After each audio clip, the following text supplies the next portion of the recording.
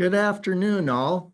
We are really excited to present to you today some estate tax planning and strategies through valuations. To begin with, let me go through some housekeeping items. First off, please do use the ask question, uh, and we can answer the questions. And also, at the very end, if we don't answer something, we can also keep record of those questions that we need to answer. Number two, we are going to be doing some polling questions today. And please answer the polling questions because that allows everyone to learn some of the issues that everyone's facing.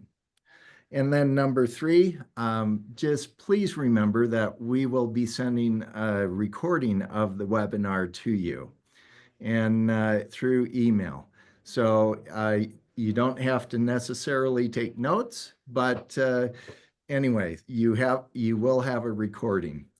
One of the things as we get into this, we've changed up from our earlier webinar a little bit. We're going to do this more as a discussion between Ashley, Esley, and myself.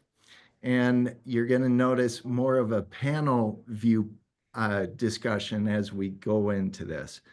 But to begin with, one of the things, just want to introduce myself and then have Esley and Ashley also introduce themselves so that you can get to know, okay, why should we listen to these people? So number one, my name's Aaron Abendroth. I've been doing valuations and such all throughout my career. I began in 1995. I've enjoyed working in not only a CPA firm. I took some time and went to to help a client do a private equity acquisition. And I've really enjoyed answering the question, what's my business worth? And what, how do I pay as little in tax as possible? And I know that's kind of strange, but it's what I like to do. And that's a little bit about myself. I've got married and three dogs and own a award-winning restaurant in Utah. So that's a little bit about myself. Ashley, do you want to introduce Yeah, yourself? sure. I'll go next. So I'm Ashley Edwards, and I'm a valuation manager with Haynie. I'm a CVA, so that's a certified valuation analyst. And so this is really what I've chosen to focus my career on. And so I do valuation day in and day out. A lot of which working with a CPA firm is for gift and estate tax purposes. So we have a lot of experience in this area and clients who are looking to reduce that tax bill, right? So I've been doing valuation work solely for the last 6 years. And yeah, I think one of my favorite parts about valuation work is working with all the different business owners and getting to learn about so many businesses that you don't even know exist, and then just helping them achieve their long-term goals, right, for their estates. Esley, you're up. Hi, I'm Esley Tan. I've been a valuation analyst for about 2 years now, working under Aaron and Ashley and learning a lot from both of them as I continue to grow my career in this field. Um, it's just been a lot of fun to, as Ashley said, learn about all these different businesses and all the different industries that they're in. And I'm looking forward to continuing to grow in this industry. Thanks, guys. Hey, one of the things I cannot tell you how much I have really enjoyed working with both Ashley and Nestle, and that they are great people, but also great professionals. And one of the things that we're going to be talking about today, if you think about the end of your life, you're going to have these assets in your life that have built up. Now, really, there's three different groups that get uh, your assets after you pass on. One, it could be your descendants or your key people that have helped you build up assets. Number two, you can give to charity. And you know, that's one way to do that. And then the third group, which is not the most, the group that I don't like the most, is you can also pay estate tax. Okay, so the government can get part of the assets when you pass away. So one of the things that we do within our valuation group is that we're using valuations as a tool to help reduce not only estate tax, but also current income tax. So that's what we're going to be talking about. We're going to be also talking about the TCJA sunset, and say that TCJA multiple times as fast as you can. So, um, but also we're going to be talking about leveraging trusts and how valuations go into that. We'll talk about structuring real estate ownership. And then one thing that is key that we see in our valuation group is buy-sell agreements and insurance, and how valuations can help you and help the continuation of something that you have built up. Then we'll also give you a golden nugget at the end of the presentation about goodwill and corporate goodwill versus individual goodwill. So that's going to be um, our our agenda today. And at the very end, we'll do a Q&A section. So we'll jump into that first topic. Before we do, I just want to clarify on something Aaron said, that the chat function should be disabled, but the Q&A box is where you can leave any questions. So we're keeping an eye on that. If you have questions as we go, put them there and we will do our best to stop and address them. And with that, we'll jump into our first topic, which is maximizing gifting strategies. And the goal there is to really minimize your current taxes and your estate liability. So to start with that, I think we can go ahead and talk about why gift now, why gift early? When does that make sense? And Aaron, do you want to take it away? Sure. Oh, I guess we have a poll. Sorry. Yeah, we have a poll first. We have a Okay. poll. So So for attendees, what is your biggest concern that you have about your current estate plan? Is it related to taxes, losing control over assets, potential family conflict, or you haven't even gotten started on an estate plan yet? Let's see what, I think we're gonna give it about 30 seconds and we'll see what kind of responses we have. and one of the reasons why we're asking this poll is to also let you know that you're going to see other people in the group that are dealing with the same issues that you're dealing with. And what we can do is try to talk about those things and also, more importantly, give you some solutions. So, So we okay. have responses. Okay, the most important thing. Okay, taxes. Okay, the biggest Mhm. concern. Control over assets, 12%. Okay. Family conflict, 4%. Yes, family conflict happens a lot. But and haven't created one yet, 32%. So hopefully we can talk about some ideas. Yeah, I think we're gonna hit all those topics pretty good. So we had a attendee asked if there will be any handouts with additional detail, not in addition to the recording. We may send out a table that you're gonna see later in the webinar about different types of trusts and how they work best. That may be sent separately, but otherwise there won't be any additional handouts, but you can always reach out to us if you have questions. You're gonna get our contact information as well. So we'd be happy to answer questions. And Ashley asked, why gift now? Okay. Mhm. You know, there's a lot of different reasons to do that, but number one, your estate size. Okay, if you take a look at your all of the assets that you create within your estate, and you have to think of your estate not only real estate, cash, stocks, you got to think all of the different possessions that you have.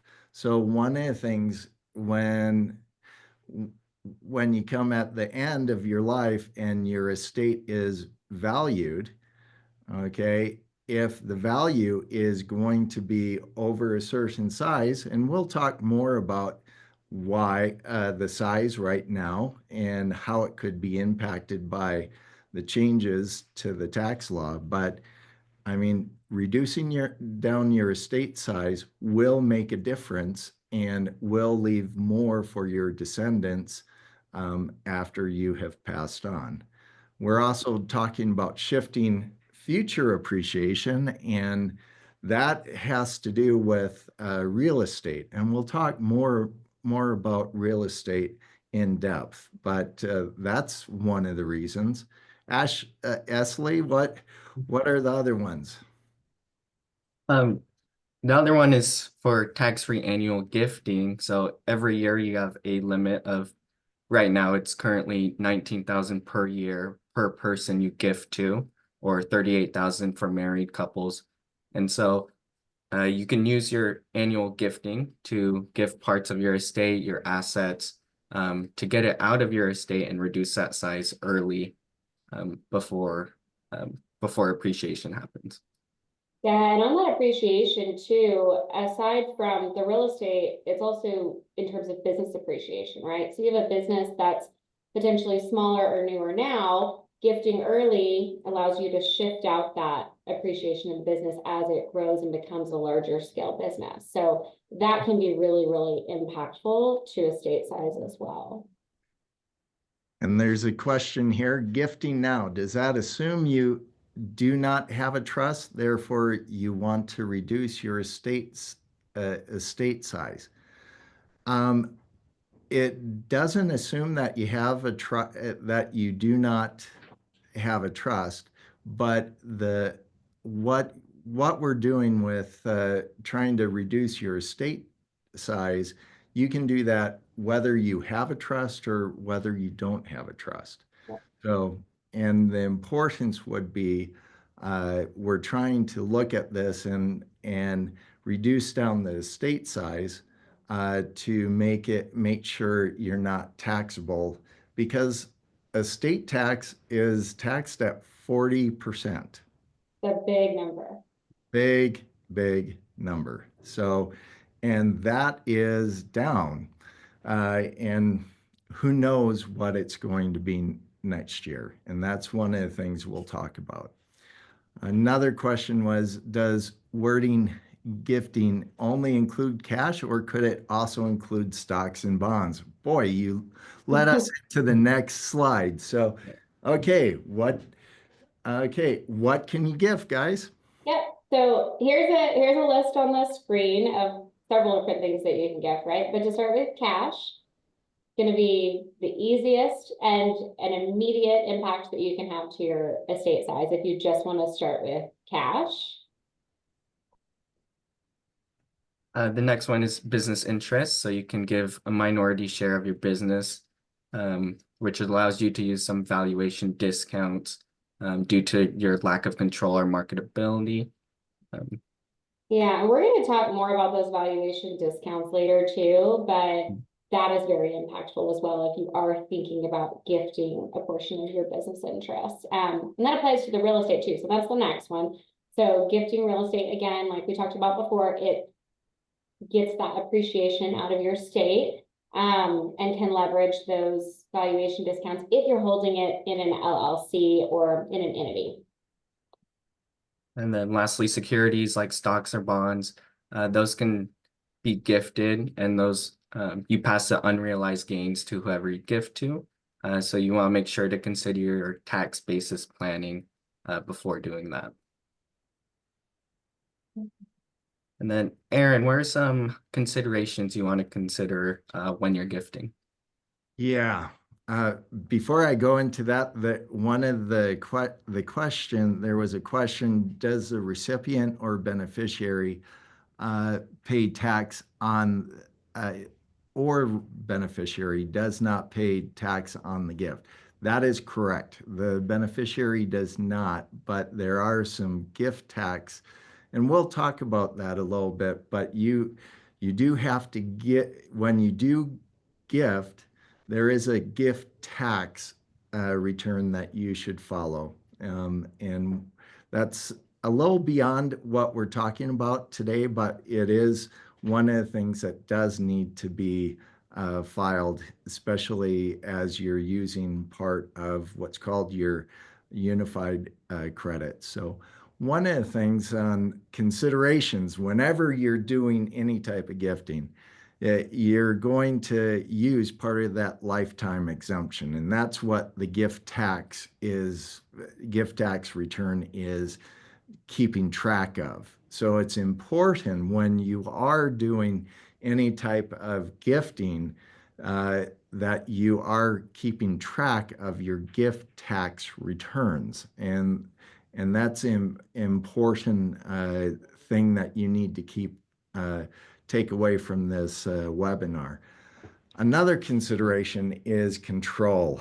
Okay, let's be real in regards to control. A lot of times you want to give uh, maybe a business interest to a descendant or a key employee, but you don't want to give up control. There are some mechanisms that can allow for you to still maintain control. And we'll talk about that within LLCs and essentially making king or queen of the LLC. So we'll talk about that when we talk about LLCs. Yeah, I Also, think that's one of the most common areas that we see business owners struggle with getting the gifting strategy in place, right? Is how much am I willing to give up to maintain control? And I think what we see a lot of people do is maintain that 51%, right? And then you're confident and comfortable that you have control. But there's other ways as well. So we'll talk about those as we keep getting into it. Tax shifting is another one. So as we are talking about gifting, if you are giving it to a younger, child or descendant, they may be in a lower tax bracket. So overall, as a family, you are shifting that income down into potentially a lower tax bracket, and there's going to be less paid there to the government, right? And then the age of the person receiving it is a really big factor with shifting the tax. So if they're underage, it can cause taxation issues. Aaron, do you want to hit on that topic? yeah, one of the things when you have children that are underage, a lot of times what the IRS will try to do is to make sure, hey, we want to make sure that that's really income that belongs to the parent. So you've got to be careful in how you're setting everything up so that the tax shifting does not try to go to kids and that are underage, or if they are, one of the things is that we're making sure that the income is appropriate for their age, like a 6-month-old versus a 15-year-old. You've got to be careful in what you're doing there. And a lot of times we depend upon the attorneys to help us in regards to that. So please be aware of that. That's something that is definitely important. Yeah, and with any gifting strategy, that formal documentation is really important. So having a valuation and ensuring that the amount you're gifting, whether you are gifting, trying to stay under that annual exclusion limit, or if you're gifting more than that, it's important that you've got that formal valuation done and that you can defend the value that you determined of the gift. Because if you don't have that, you can run into some pretty big problems. And so we have another question as well. Aaron, does the gift amount reduce taxable income in any given year? That you're giving to descendants? No. But the future income from that asset goes to the beneficiary. So you do reduce in future years, but the actual gifting of a asset does not reduce down, is not a charitable organization. No, but we will talk about one option later that will give you a deduction, but we'll get there. But just in general, regular gifting now. All right, I think we're on to our next topic. Planning for the TCJA Sunset. I always struggle to say it. Tax Cuts and Jobs Act. So I'm sure that most people on this webinar have heard of the upcoming pending changes, right? And depending on the administration elected, we're really not sure what's going to happen, right? So I think everybody was pretty aware of that going into this election, but let's talk about what's changing in 2026. Ashley, do you want to jumpstart that? Yeah, so for the estate tax exemption right now, it's about right under 14 million for your estate tax exemption. That could be reduced by about half, returning to about 6 million to 7 million, based on depending on inflation changes, which is the estate tax prior to the TCJA implementation there. And another thing that will change is individual tax rates. It'll return to pre-2018 levels, which are higher brackets and higher rates as well. And another thing is that the bonus depreciation, which is a Section 179 depreciation, that will end coming at the end of 2025 if nothing changes going forward. Yeah, so we say if nothing changes, right? So I think we all anticipate there will probably be some changes to these expectations, right? It just depends on what the current administration decides. And I think we have some information on that, right, Aaron? Yes.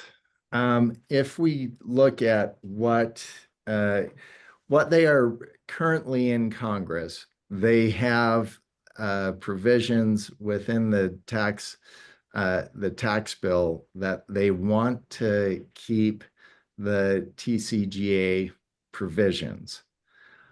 Not really change them much. The one thing that they are trying to also get is that I don't know if some people have been dealing with the state and local tax limitation. That could be, they are trying to eliminate the SALT limitation. And the other thing in regards to this, they're trying, and the last part on here with the review business structure, S Corps partnerships, one of the things that they're trying to keep in place is what's called the qualified business income deduction. So that is a deduction that S Corps and partnerships, for the most part, have been enjoying. And if they do not do anything, that will disappear. And if it disappears, I mean, on $1 million of taxable income through an S Corp or a partnership, it could really impact the amount of, because normally on $1 million, you get a deduction of 200,000 for a QBI.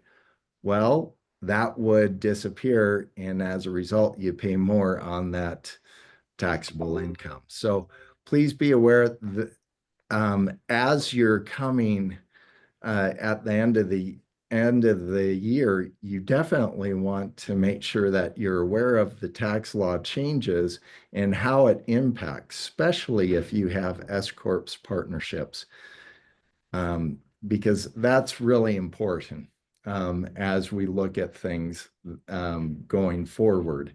One of the things for the forward aspect is that they are trying to put back some of the business deductions that have been taken away if those who are dealing with research and development tax credits and such.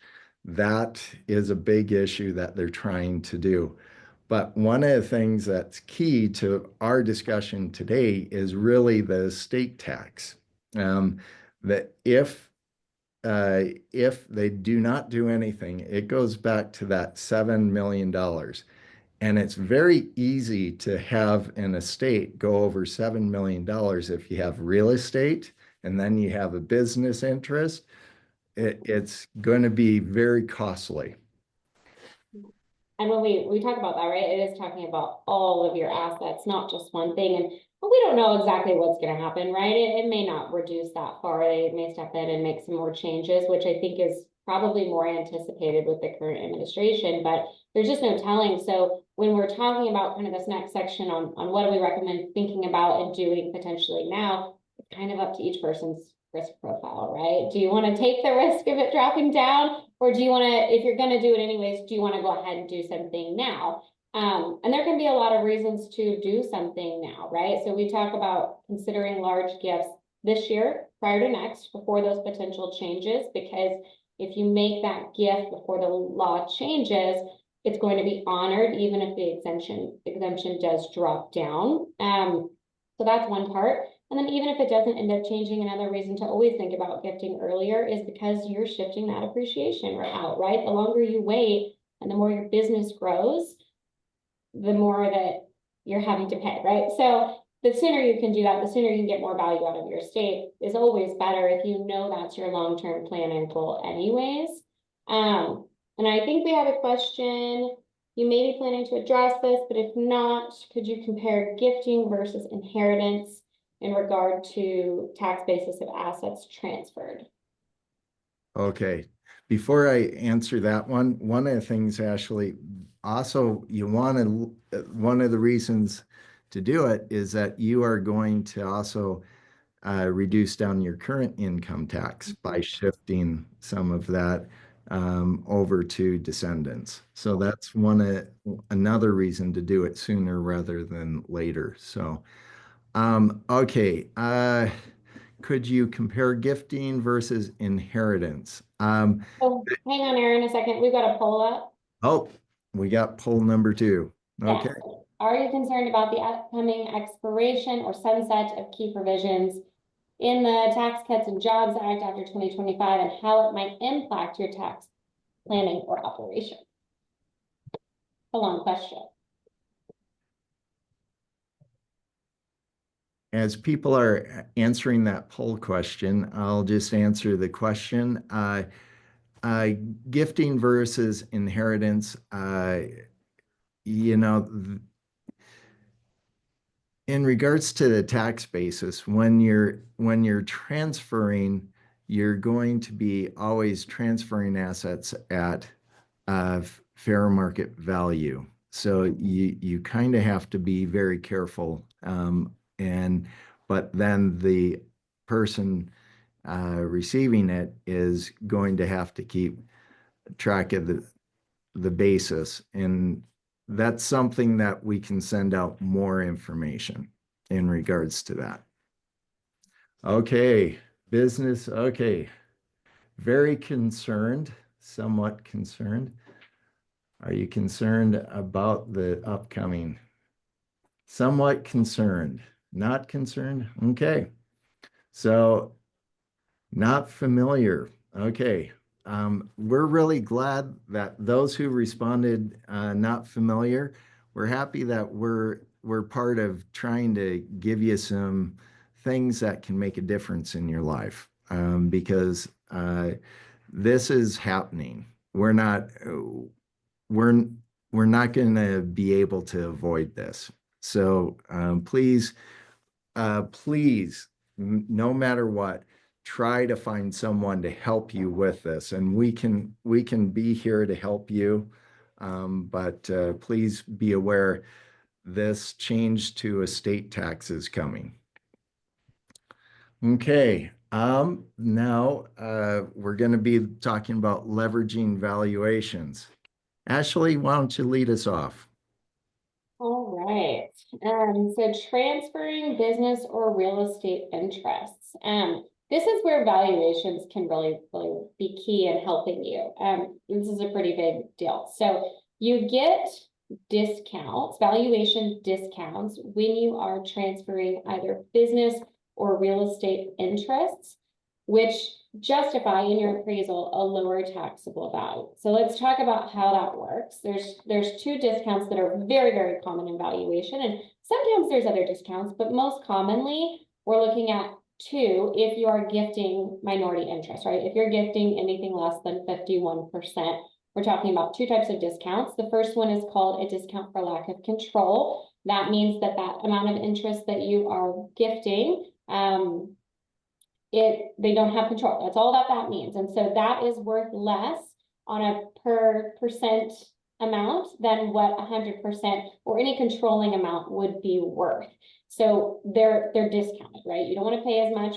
If you think about it as if you're purchasing it, nobody wants to pay as much for something non-controlling as you would pay to have that full control. So that is a discount that's incredibly common. And then another one that hits the majority of businesses is a discount for lack of marketability, which in theory is really representing the fact that if you're a privately held business, you don't have already an available market that you can sell to like a public entity would. You can't just sell things at the drop of a hat, right? It's going to take time. It's going to take money. You have to find the right buyers. So most businesses are at least going to have some degree of a lack of marketability. And so those discounts can be pretty significant. I mean, 30, 40% on the overall business value. Aaron, do you have thoughts on that? Yeah, and it's important when we're looking at this, there's a legal aspect too to do this because you put the real estate or your business in a LLC or a formal entity, and then you're gifting a percent of that to people, and that can be gifted. And as a result, it really provides an opportunity for business owners, to give uh, the opportunity for your next generation to be part of the business also. Yeah. So, and one of the things I'm just going to share an example right here of, you know, timing of gifting and doing or uh, selling a particular business interest is important here, because I had a DoD contractor that had a contract and it got to the end. And in that year after, they're like, well, we don't know if it's ever going to come back. We don't, we have nothing on the horizon. Well, what we did, we arranged that they would pay for the remaining of the contract, and then paid a certain amount and took the discount for lack of marketability, discount for lack of control. And as a result, they went through and essentially got this contract, this DOD business interest out to their kids. Well, fast forward a year after that, they got a $40 million a year contract. Well, all of a sudden, this business interest is out of their estate. So as a result, saved them millions Mhm. in estate tax. So please be aware, timing of also transferring business interests and real estate interests is important.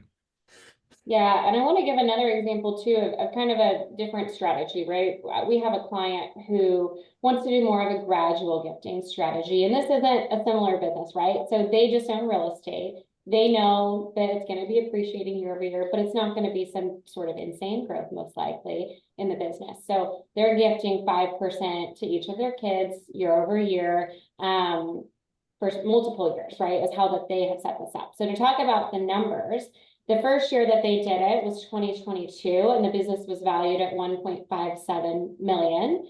But that's pre-discounts, right? So then when we're talking about those discounts, your full value of 1.57 million came down to 900,000. So that's your taxable amount, right? And then they're gifting just 5%. So they were able to move $45,000 out of their estate by gifting that amount. And then 2 years later, when they did the next valuation, that 45,000, obviously the real estate appreciated some. They still got discounts on the value, year after year that they're doing this, you're getting those discounts. So now the 5% was worth 63,000. So that 2 year gap, it's worth a little bit more, right? So that's how you can kind of see the change year over year and develop a strategy that might make sense for you and your business, which maybe it's strategic over time and maybe it's heavier amounts earlier on because you're anticipating higher growth. I think it really depends for each business owner and specific business. So, but those are some key points on how valuation work, and those discounts will really help your taxable amount. And one thing just on retaining control, one of the things, because if you always have 51%, you always have control. That's one of the things that you can always rely on. There are other vehicles such as voting and non-voting type of interests that you can do, but more likely than not, most people will not give more than 51%. Someone Or else asked, what 49. about gifting real estate to a spouse versus a child? And a spouse isn't really going to help you as much to get it out of your estate. It does put it into your wife's or your spouse's estate, but it may, you're not going to lower the current income tax, but such as if you do give it to a child. Okay, I think this can segue us into our next topic, which is being able to leverage trusts. This can make sense for a lot of people. I personally have a trust for my assets, right? It's not going to look like these because I don't have the same level of assets as maybe some high net worth individuals, but it can make sense in a lot of situations. So Ashley, do you want to jump into this topic? Yeah, so like Ashley was saying, typically the people that should consider trusts are high net worth individuals, people closer to retirement, or families with highly appreciated real estate or investment assets. And so there's two kind of overarching trusts that you can choose from. There's irrevocable trust and revocable trust. So irrevocable, once it's set up, you can't change it, except with limited exceptions, of course. But the assets that you move into there are removed from your taxable estate. They're part of the trust, and they are protected from creditors and legal claims because you technically don't own them anymore. While in a revocable trust, those assets are within the trust, but you can still manage them, right? So that means creditors, legal claims, they can still go after them if something does happen. Yeah. So most of these, when we're really talking about getting value out of your estate, we're talking about irrevocable trusts. Revocable do not make sense for that because it's not going to protect your assets. So we'll kind of jump into how trusts support long-term goals. Aaron, do you want to start with that? Yeah, one of the things that trusts do from the get-go, it starts to set out a legacy of wealth for the generations that go beyond you.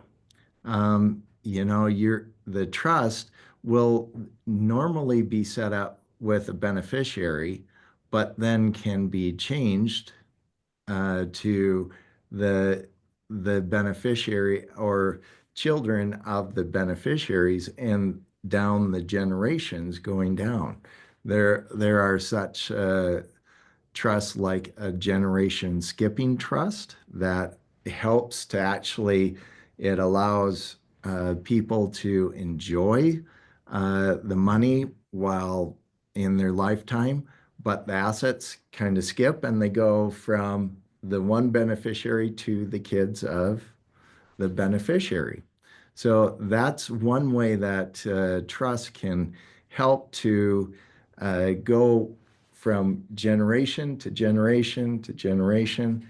And there are other trusts like dynasty trusts, and we're going to go through and kind of just show some of the different types of trusts out there. But, and they're not, this is not a all-inclusive type of slide for you, but we'll talk about those. One of the things that is important about trusts is that you're also maintaining control as a trustee. And that's important because let's say a trust goes to a minor child.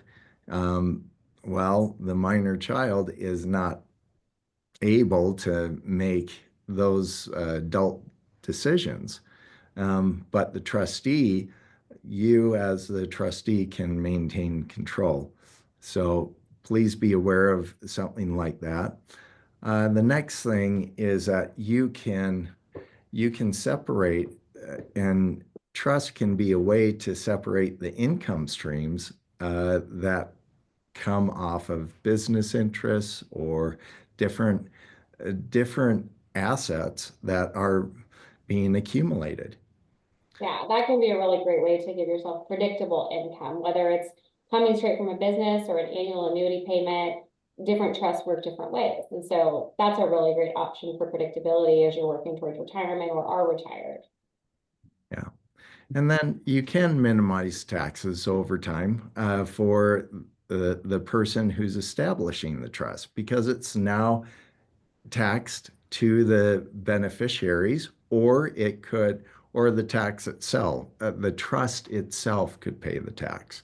So it's a way that you're getting current income taxed at a different entity. So, or by your descendants. And one additional thing that is important, it does enable charitable legacy, and we'll talk about those type of trusts. In the next slide will be, oh, we got polling number 3. Okay. Do you currently have a trust in place for estate tax planning? I think this will be really helpful to see who's already working towards this, who's thinking about it. And then we'll talk about the different types of trust next, because it's definitely not one size fits all, right? Different things will make sense for different people in different family situations. Yeah. Everyone's situation is different. So.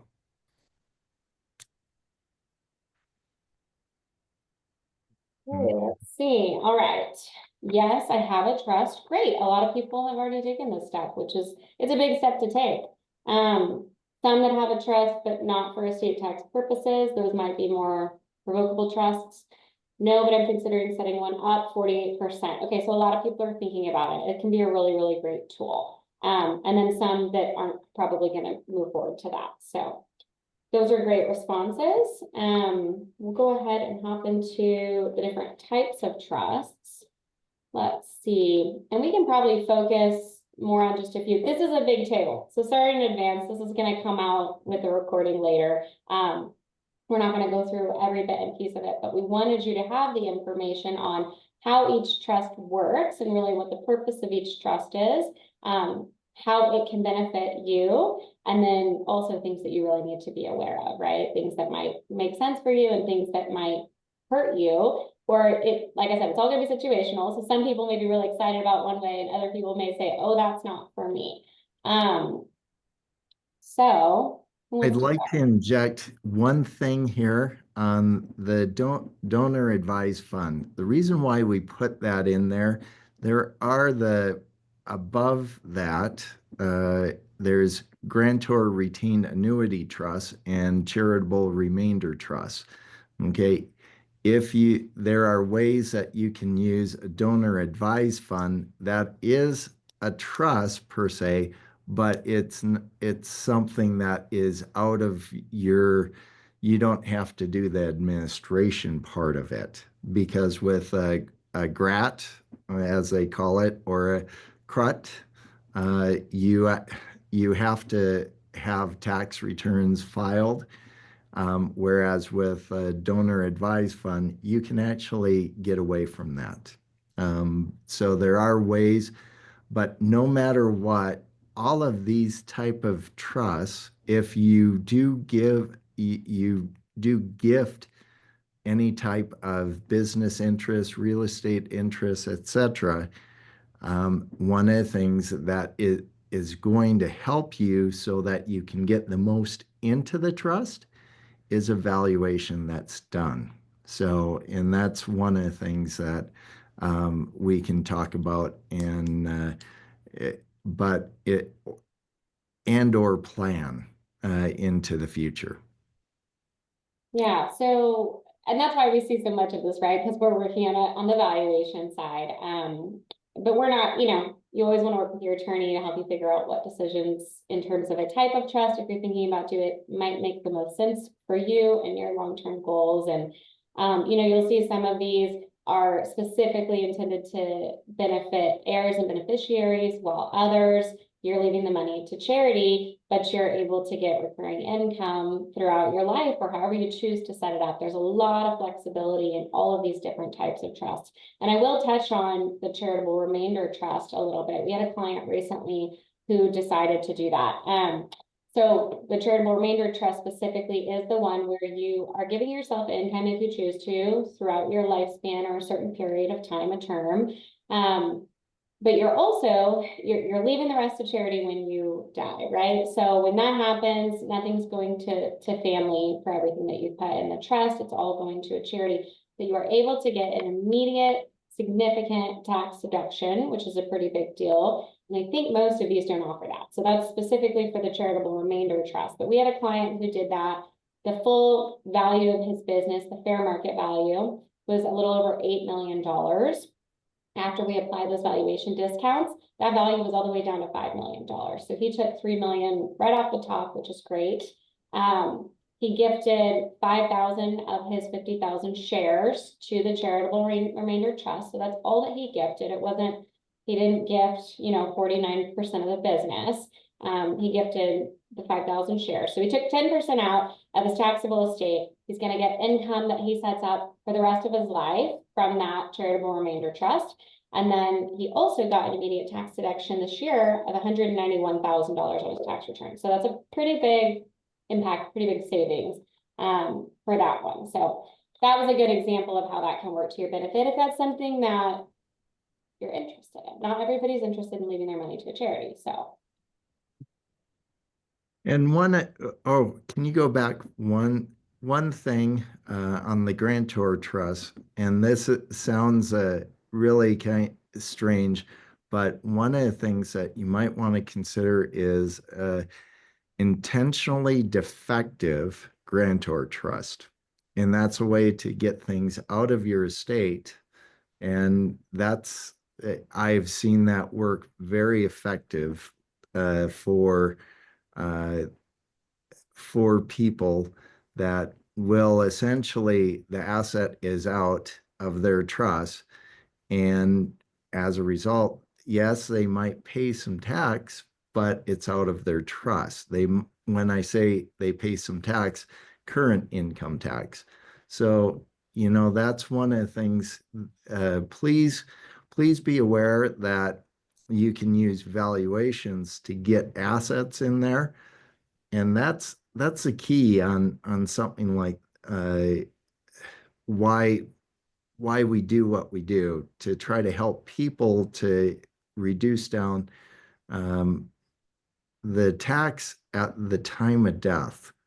That's really critical, because estate tax is very costly, number one, and it can require people to actually liquidate assets that they don't want to get rid of.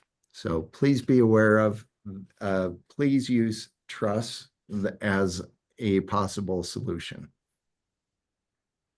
And then we've got, they all have there's challenges as well, so there's things that you should be aware of, and we've got kind of a section on the right here on considerations for different trusts, but in general, in thinking about trusts, they're complex to set up, right? You want to work with your attorney, that's a big one. There's going to be IRS requirements that you have to meet, so you want to be sure that these things are set up correctly. Ashley? Yeah, once you put them into irrevocable trust, you can't get those assets back. So make sure you're understanding which assets you're putting in there and making sure you're okay with that. Making sure you choose a trustee that you trust and is financially savvy.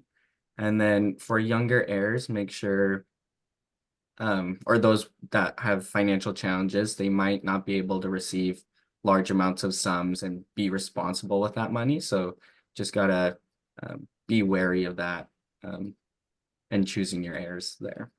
Yeah, and knowing how to set it up right in a way that you could stagger it based on milestones in their life, or you could stagger income coming into them at certain ages. But that way, somebody who's really young, who's not ready for a large amount of money to just end up in their lap, you can have control over that. So you have to really think about how to do those things and making sure the trust you set up works best for your family. And then I think we'll jump into real estate. So Aaron, you want to take that away? Yeah, if we're taking a look at real estate, one of the things that we talked about was to actually take the real estate, put it into an LLC, and then gift some of the ownership to descendants or key people.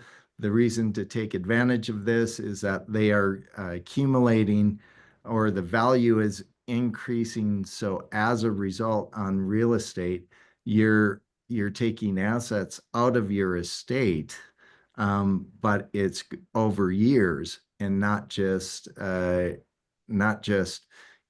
immediate one-time decrease. You're also taking advantage of the tax advantages of, hey, I don't have to pay current income tax on this. But that's one of the things that you can look for setting up the LLC and taking advantage of estate and current income tax. The other thing, you can also use family limited partnerships and do gradual ownership transfers. For example, Ashley talked about an example earlier about an LLC interest that they were gifting over time. And as a result, that you can do gradual ownership transfer, or you can even go through the process of doing one big transfer too. One of the things to consider, the risks, yes, there are some risks, no matter what. You know, let's be honest in that sometimes there are family disagreements, or you might disagree with the partner or the key personnel. You have to be aware that there is ownership, and ownership does have certain rights. And as a result, that can be good and bad, as if you run into problems. And I can give you an example of two brothers that had a real estate LLC that ran into some problems. Well, 3 years later and 200,000 in legal fees. So you have to be well aware of the risks by giving that ownership away throughout the year. So those are some of the issues on LLCs that you have to be aware of, and also family limited partnerships. Yeah, and when we're talking about that gradual ownership transfer too, for some maybe smaller entities, it could make sense to give just enough to try to stay under that $19,000 annual exclusion limit. And then you're actually not filing that gift tax form. You don't have to do that, right? Unless you go over the 19,000 in 1 year, then you have to file that. And then also for that estate return, right? You have to right now get over the 13.99 million, or you don't even have to file that return. So different income levels, we're going to be thinking and strategizing in different ways, because you have different things that are most likely going to impact you. But for some people, it can make a lot of sense to gradually shift that ownership and stay under that 19,000, and not file the gift tax form at the end of the year.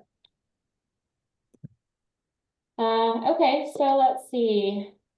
We got two more things to talk about. Aaron, you should talk about our client who had his real estate in a C Corp. Okay, one of the things that you have to take a look at with we had a client that had real estate in a C corporation, which if I could get up on the desk and shout and dance and to make sure that this never happens, don't ever put real estate in a C corporation. Okay, so if you can imagine that, that's a pretty, there's like 0.111% to do it in any other type of entity. So please be aware to do that. One of the things about a C corporation is that you have double taxation, and you've got to be very careful with real estate in the C corporation. As a result, you can do some things to eventually get it out, but please be aware, do not have real estate in a C corporation. So I'm just realizing we've got about 4 minutes left, so we're Yes, gonna have to speed we're along. behind. We're behind. We've Sorry, only got guys. a couple of things left, but we'll speed along. So the next thing that we want to talk about, I'm just going to touch on buy-sell agreements and insurance as a funding tool. So what we see a lot with business owners is partnerships, right? And then if one partner passes away, the other partner, it now automatically has become partners with their spouse, which isn't always a great situation, right? Maybe it could be, but a lot of times the spouse may not want to be involved. Sometimes, people don't like each other. That's a fact of doing business. And so having a buy-sell agreement in place for someone potentially passing away is really, really critical if you have multiple business owners in your business. And then also using insurance as a funding tool to buy out that spouse, so that your cash flow is not significantly impacted. That's another really key thing that we see all the time. And so making sure that you're well prepared between you and your partners in the event that something were to happen to someone. And that's all I want to touch on that. We can jump into the personal and corporate goodwill real quick. Yeah, and if you do have a C corporation, one of the things that we can do is use valuations to actually separate personal goodwill from corporate goodwill. And as a result, you can go through the process of making sure the transaction we can have the personal goodwill taxed at the individual level, and then the corporate tax is a different taxation. So what you do is that you save essentially currently 21% plus the state tax, the applicable state tax that could be applied to the sale of the business. So that you got personal goodwill that we can put down to the personal and have the corporation pay the rest. And that's all done through valuations. Just like with the buy-sell agreements, you need a valuation or a way to value the business. And that's why valuations are important in these two type of situations. So our final takeaways for today would be plan early. The longer you wait, the more your assets can appreciate and the more you're going to end up paying in the long run, you or your heirs. Combining strategies works really, really well. So trusts work really well with LLCs, with gifting and insurance, all of it works together. So different things will make sense for different people, but knowing that you've looked at different avenues and know how to combine different aspects of estate planning will really help you. Changing tax laws is another big one, right? So you have a window to act before anything changes, or you can take whatever risk you're comfortable with and wait and see what happens. But there's upcoming changes that are going to happen. Something's going to change. And then work with advisors, right? So talk to your CPA, your attorney, find things that make sense, and make a plan so that you're ready and prepared. And that's really it. Oh, I think we're out of time. Oh, we're out of time. Oh, Q&A. Why don't we stay around another 5-10 minutes and to answer any questions that people may have. There was Sure. one, there was one question when we were talking about real estate, um, only putting it into LLCs. Does this apply to S corps? Yes. Getting real estate out of S corps takes time and it's problematic. So if you put it into an LLC, it's a better way to deal with not only the state tax issues, but also just transferring and selling of the asset itself. Yeah. There was one more question. So Aaron, if property valued at $1 million returns a net profit of 50,000 a year, could you peel off 10% and give it to your descendants and reducing your income to 45,000? Mm-hmm. You definitely could look at that and could do that. Yeah, let's see. What is the threshold currently for federal estate tax? It is, as Esley had said, just essentially 14 million for Per per person. per person. So as a couple, 28 million. Mhm. If the TCJA goes uh, eliminates, Mhm. it's 7 million a person, roughly. It's we're talking rough numbers because they did update that amount according to inflation. Yeah. So we don't know what's going to happen, right, with the current administration, but if they don't make any changes, if they don't act, that's what we're going to be looking at, a number close to that. Any other questions before we wrap it? All right. Special shout out to Veronica. You're not seeing her, guys, but she has been helping us go from slide to slide and helping us with the polling. Thank you, Veronica.